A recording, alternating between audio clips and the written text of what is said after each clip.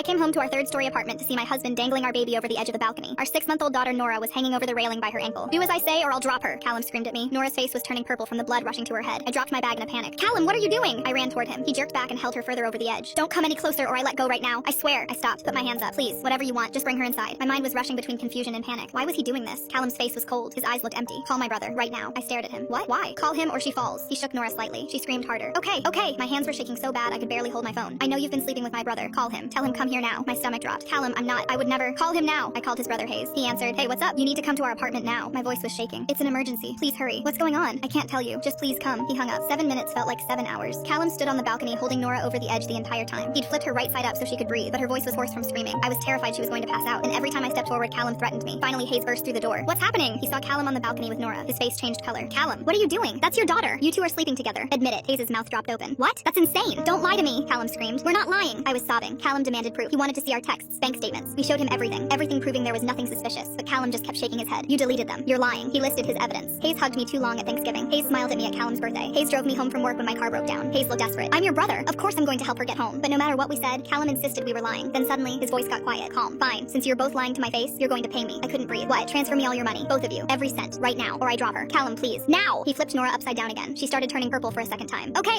Hayes and I grabbed our phones. I emptied everything I had. 41,000. My entire savings. Gone. Hayes transferred everything too. Callum watched the notifications come through on his phone. Then he looked up at us. "Thank you." And then, without warning, he did it. He actually did it. He opened his hand. He let go. He dropped Nora off the third-floor balcony. My scream didn't sound human. Callum ran inside at once. He shoved Hayes hard into the wall. Then he shoved me to the floor. He sprinted outside. I scrambled to my feet and ran for the stairs. I couldn't think, couldn't breathe. I just ran. I burst outside into the parking lot, expecting my baby's body on the pavement, expecting blood, but there was nothing. No baby, no body, just concrete. "Nora!" I was screaming, running everywhere, looking everywhere. "Nora! Baby, where are you?" She was gone, just gone. Hayes was gone too. His car wasn't in the parking lot. A neighbor heard me screaming, called 911. Police arrived in 6 minutes. I told them everything through sobs. The officer looked confused. "Ma'am, there's no body here." "I know. Where's my baby?" They pulled up the building's security footage. It showed our third-floor balcony, showed Callum holding Nora over the edge, showed him letting go. Then the camera angle switched to the ground. My heart just stopped. An older woman was standing directly below, right where Nora would fall. She caught Nora in her arms. The footage zoomed in and I recognized the woman immediately. That's Margot, my mother-in-law. The footage continued, showing Margot running to a van with Nora in her arms. Then Callum sprinting out and jumping in. The van sped away with Margot, Callum, and my baby inside. More footage showed Hayes leaving through the back exit and driving away. They planned this, I whispered. All of them. But why? Why do this? I couldn't figure it out. And then everything clicked at once. Margot hated me. She'd always told Callum she could raise Nora better. Callum always chose to listen to her over me when it came to parenting. Then I remembered how Callum had been acting for the last few weeks, constantly asking about my savings, how much I had. I realized they'd all created this fake affair story. They extorted me, stole my baby. This was a heist. The officer issued a statewide APB immediately. The description of the van was given to every checkpoint. I kept thinking, what if they were already gone? What if I never get Nora back? Then 2 hours later, I got the call. They were arrested trying to cross the state border. "Is my baby okay?" I asked. The officer breathed. "Yes, ma'am. She's unharmed." I got Nora back that night. Then I visited Callum in jail. "We can work it out," he said. "Just drop the charges." I stared at him, the man who dangled our daughter over a balcony. "I hope you get killed in there." I stood up. "And when Nora grows older, I hope she dances on your grave."